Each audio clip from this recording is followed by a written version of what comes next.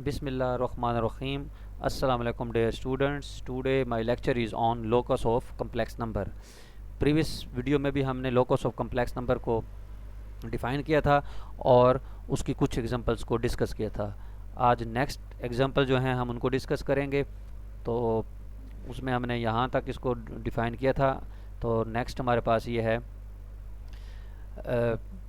Define locus if z is equal to 1 plus iota T का square minus iota T over 1 plus T square. तो then prove that z का जो locus है, locus of z is ellipse, यानी ellipse आनी चाहिए। और फिर उसके semi major and semi minor axes भी आपने कैलकुलेट करने हैं।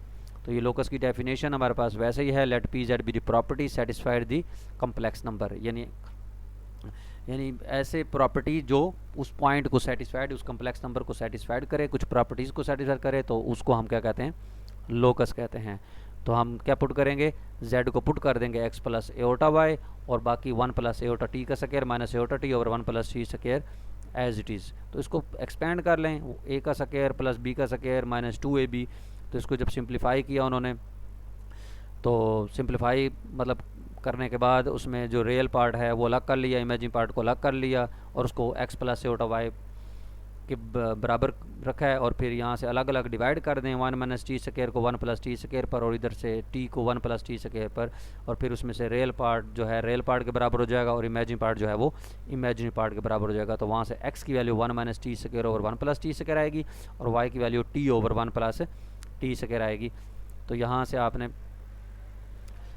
से आपने x की वैल्यू जो है हाँ जी, x की value 1 minus T square plus 1 plus T square, तो यहाँ से y की वैल्यू आई थी। तो आपने 2 से मल्टीप्लाई कर देना है, तो ये बन जाएगा 2t over 1 plus T square. और उसके बाद आपने दोनों तरफ क्या करना है, स्क्वेयरिंग एंड एडिंग कर लेनी। तो यहाँ आएगा आपके पास x square plus 4y square और इधर इसका भी स्क्वायर ले लें और इसका भी स्क्वायर ले लें और दोनों को जब ऐड करें तो ऊपर हमारे पास ये एक फार्मूला होता है, a माइनस बी का स्क्वायर प्लस 4ab, यानी a माइनस बी का स्क्वायर प्लस 4ab बराबर होता है a प्लस बी का होल स्क्वायर। तो हमारे पास वो फार्मूला लगाया है, 1 प्लस टी स्क्वायर का स्क्वायर हो जाएगा। नीचे भी हमारे पास क्योंकि सेम है तो ये कैंसिल आउट होने के बाद 1 आ गया। तो हमारे पास आ गया x square plus 4y square which is equal to 1। और इधर 1 ही होता है तो इधर x स्क्वायर ओवर नीचे कुछ नहीं है तो 1 समझ लें, 1 को 1 का स्क्वायर और इस 4 को नीचे ले आए तो 1/2 का स्क्वायर। तो ये इलिप्स की क्वेश्चन बन गई है। तो इसमें आपका ये मेजर एक्सेस 1 हो गया और 1/2 जो है वो माइनर एक्सेस हो गया। तो ये आपके पास इलिप्स कंप्लीट हो गया। उसके बाद इसी तरह नेक्स्ट एग्जांपल है कि आपके पास 1 plus aorta plus 3 plus 2 aorta into T over 1 plus iota T. तो इसमें आपने इसकी पहले लोकस फाइंड करनी है और वो साबित ये करना है कि वो सर्कल है और फिर उसका मैक्सिमम और मिनिमम डिस्टेंस फाइंड करना है उस कम्प्लेक्स नंबर का ओरिजिन से। तो z आपको दिया हुआ है x प्लस एओटा वाई, हम लेट कर लेंगे। ये इक्वेशन आपको दी हुई है, इसमें आप 3t प्लस 2 एओटा टी अलग कर लिया, मल्टीप्लाई करके रियल पार्ट अलग कर लिया और इमेजिन पार्ट अलग कर लिया। उसके बाद आपने क्या किया, क्रॉस मल्टीप्लाई कर दिया, x प्लस एओटा वाई को 1 प्लस एओटा टी से मल्टीप्लाई कर देना है और इधर 1 plus T 3t plus iota 1 plus 2t as it is. तो इसको मल्टीप्लाई करने के बाद जब दो कम्प्लेक्स नंबर को मल्टीप्लाई करेंगे तो उसके बाद आपके पास x minus Y T plus iota T X plus Y बचेगा, यानी रियल पार्ट अलग और इमेजिन पार्ट अलग कर दिए, यानी फैक्टर्स मल्टीप्लाई करने के बाद। और इसी तरह यहाँ भी ऐसे ही है। तो इसमें भी आप दो कम्प्लेक्स नंबर जब बराबर हों तो उसका रियल पार्ट के बराबर, इमेजिन पार्ट के बराबर। तो x माइनस वाई टी बराबर हो जाएगा 1 प्लस 3t और टी एक्स प्लस वाई बराबर हो जाएगा 1 प्लस 2t। तो ये आपके पास दो इक्वेशंस आ गई हैं। आप किसी एक इक्वेशन में से t की वैल्यू को कैलकुलेट करें। तो t की वैल्यू उन्होंने फ्रॉम 1 से कैलकुलेट की है, x minus 1 over y plus 3, यानी इधर भी t है और इधर भी t है तो इसको उधर ले जाएं, 1 को इधर ले जाएं। तो इसलिए यहाँ से उन्होंने x minus 1 over y plus 3 की वैल्यू t की वैल्यू 1 से कैलकुलेट करके इक्वेशन नंबर 2 में पुट कर देनी है। तो जब 2 में पुट करेंगे तो आपके पास t एलिमिनेट हो जाएगा।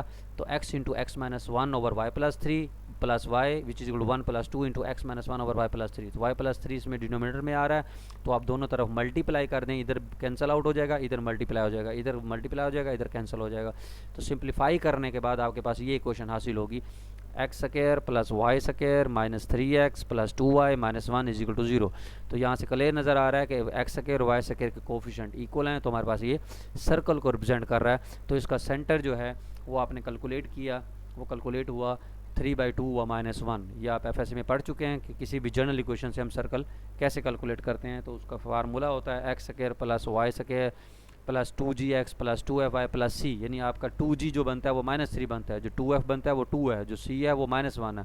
तो सेंटर होता है -g और -f, और जो रेडियस होता है वो आपका AC है, और वो आपका होता है g square plus f square minus c. तो आपके पास 17/2 कैलकुलेट हुआ है। तो ये AC उन्होंने नाम रखा है क्योंकि A उन्होंने बाउंड्री पे कम्प्लेक्स नंबर को रिप्रेजेंट किया है, और B भी कम्प्लेक्स नंबर है, C सेंटर है, O ओरिजिन है। ये जो कम्प्लेक्स नंबर आपको ये पॉइंट O दिया हुआ है, इसको आपने चेक करना है कि O इनसाइड है, क्योंकि सेंटर तो इनसाइड ही होगा सर्कल के, लेकिन आपने ओरिजिन को देखना है। अगर ओरिजिन इनसाइड है या आउटसाइड, वो कैसे पता लगेगा? ओरिजिन के कोऑर्डिनेट 0 0 आपने इक्वेशन में पुट कर देने हैं। यहाँ भी 0, x की जगह, y की जगह 0, x की जगह 0, y की जगह 0, तो -1 आ रहा है। इसका मतलब पुट करने के बाद पॉइंट अगर नेगेटिव आ जाए तो वो पॉइंट इनसाइड होता है, अगर पॉजिटिव आंसर आ जाए तो वो आउटसाइड होता है, और अगर बैलेंस हो जाए इक्वेशन तो वो बाउंड्री के ऊपर होता है। तो इसलिए ओरिजिन भी उन्होंने इनसाइड लिया हुआ है, सी तो वैसे ही इनसाइड है। तो ओ से लेकर सी तक ओ भी पता है, सी सेंटर भी पता है, तो ओ से लेकर सी तक उन्होंने फासला कैलकुलेट कर लिया। डिस्टेंस बिटवीन फार्मूला लगा के उन्होंने ये ओ सी की वैल्यू कैलकुलेट की है। अब हमने कम्प्लेक्स नंबर का ओरिजिन से मैक्सिमम और मिनिमम डिस्टेंस फाइंड करना है। तो यहाँ से डायग्राम से क्लियर हो रहा है, ओ से लेकर ए तक मिनिमम डिस्टेंस है और ओ से लेकर बी तक मैक्सिमम है। तो ओ से लेकर ए तक अगर आपने कैलकुलेट करना है तो देखें ए से लेकर सी तक का तो आपको पता है वो रेडियस के बराबर है। तो ए सी तक जो फासला है उसमें से ओ से लेकर सी तक माइनस कर दें, यानी टोटल में से ओ सी माइनस हो जाएगा, तो आपके पास मिनिमम डिस्टेंस आ जाएगा। और जब आपने अगर बी का लेकर ओ तक फाइंड करना है वो मैक्सिमम होगा, यानी ओ से लेकर बी तक। तो वो कैसे होगा? ओ से लेकर सी तक हमने कैलकुलेट किया ऊपर, और सी से लेकर बी तक वो रेडियस है, तो इसको जमा कर दें तो आपके पास मैक्सिमम डिस्टेंस कैलकुलेट हो जाएगा कम्प्लेक्स नंबर का ओरिजिन से।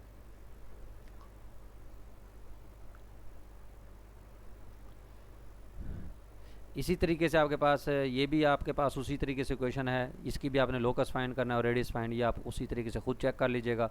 यानी z+1/z-1, तो मोड का स्क्वायर ले लिया और प्रॉपर्टी यूज़ करके और उसको सिंप्लीफाई कर दें और आपके पास ये सर्कल बन जाएगा। ये आप खुद चेक कर सकते हैं। इसी तरह हम ये एग्जांपल देखते हैं, ये दिया हुआ है z = at + b/t।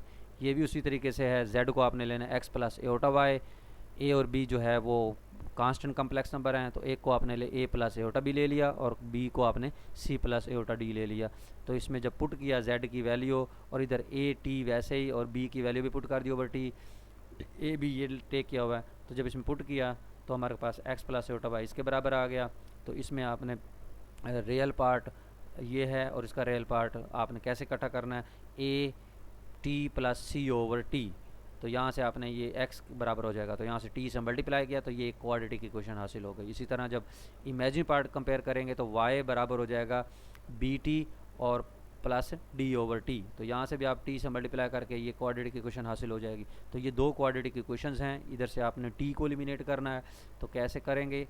आपने क्रॉस मल्टीप्लिकेशन मेथड पढ़ा होगा, उसमें से ये t² t और 1, यानी क्रॉस मल्टीप्लिकेशन जो है t² है, अगर इसको कैंसिल कर दें ये हो जाएगा d, हमारे पास अगर -xd हो जाएगा और इधर से yc हो जाएगा, क्योंकि माइनस माइनस उसका प्लस हो जाएगा। इसी तरह जब आपने t की देखना है, t के डिनोमिनेटर, तो मतलब t जो है इसके नीचे क्या आएगा डिटर्मिनेंट, t वाला कॉलम कैंसिल कर दें, ये हो जाएगा ad माइनस और bc। और इसी तरह which is equal to constant, ये कांस्टेंट को छोड़ दें तो ये आ जाएगा हमारे पास bx माइनस माइनस माइनस जो है a y आएगा, तो वो माइनस माइनस प्लस हो जाएगा, इसलिए bx माइनस ay आ गया, यानी क्रॉस मल्टीप्लिकेशन। तो यहाँ से आप t² की वैल्यू इसके बराबर रखें, t की वैल्यू भी इसके बराबर रखें, तो यहाँ से t² आ गया और यहाँ से t आ गया। इस t का स्क्वायर ले लें और वो भी t² हो गया, ये भी t² हो गया, दोनों आपस में इक्वेट हो जाएंगे। तो वहाँ से जब इक्वेट होने के बाद आप जब क्रॉस मल्टीप्लाई करेंगे तो आपके पास ये इक्वेशन हासिल हो जाएगी। तो इस इक्वेशन को जब आपने देखना है कि ये कौन सी इक्वेशन है और किस तरह की इक्वेशन है, वो एक जनरल इक्वेशन हमारे पास होती है ax² by² 2hxy + 2gx + 2fy + c। तो यहाँ से आप a कंपेयर कर लें, b कंपेयर कर लें, h कंपेयर कर लें। तो जब कैलकुलेट करेंगे h² - ab तो उसका रिजल्ट यहाँ से देखेंगे हम, अगर पॉजिटिव आ गया, अगर पॉजिटिव आ गया तो हमारे पास ये हाइपरबोला बनेगा। तो ये आपने लोकस कैलकुलेट कर ली उस कम्प्लेक्स नंबर